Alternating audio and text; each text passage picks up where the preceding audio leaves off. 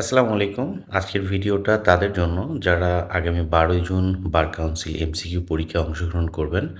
যারা ইতিমধ্যে form fill up করেছেন আপনারা জানেন যে আজকে থেকে অ্যাডমিট কার্ড অনলাইনে পাওয়া যাচ্ছে। কিন্তু এই অ্যাডমিট কার্ড আপনি কিভাবে অনলাইন থেকে ডাউনলোড করবেন, এই ভিডিওর মাধ্যমে আমি আপনাদেরকে সেই বিষয়টাই দেখানোর চেষ্টা করব।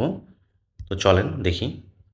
প্রথমে যেটা করবেন গুগলে যে bartelly.com বিডি অ্যাডমিট দিয়ে সার্চ দিবেন, সেখানে ৩ টে অপশন আসবে। এখান থেকে log in BBC bar council, Bangladesh bar কাউন্সিলে আপনি ক্লিক করবেন।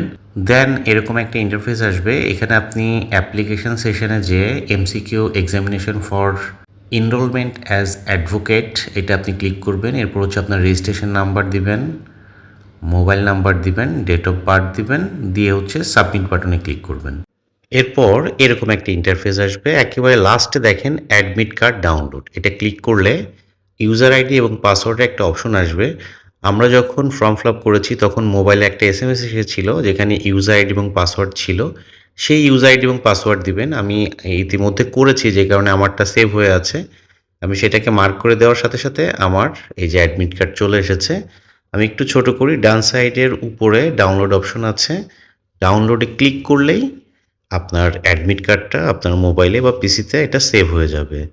সো বিষয়টা খুবই সিম্পল, এটা নিয়ে ওয়ারিড হওয়ার কিছু নেই। এবং এই অ্যাডমিট কার্ডে কিন্তু সিট প্ল্যান নেই, সিট প্ল্যানটা হয়তো এক্সামের ২ দিন আগে পাবেন। এই ছিল পুরো প্রসেস। থ্যাংক ইউ সবাইকে দেখার জন্য।